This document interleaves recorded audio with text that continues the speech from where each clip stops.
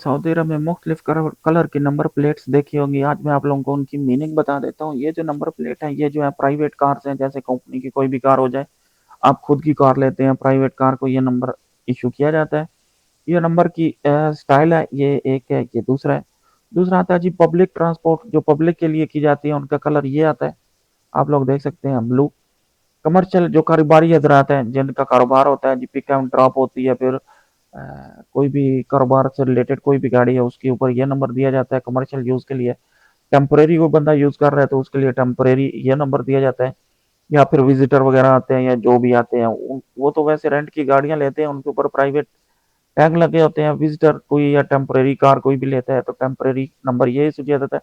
Diplomatic जो भी हुकूमत का या गवर्नमेंट का बंदा आता है, उसके साथ ये लोगो दिया जाता है और ये कलर होता है जी, ये गवर्नमेंट का बंदा है और उसकी गाड़ी की नंबर प्लेट ये है।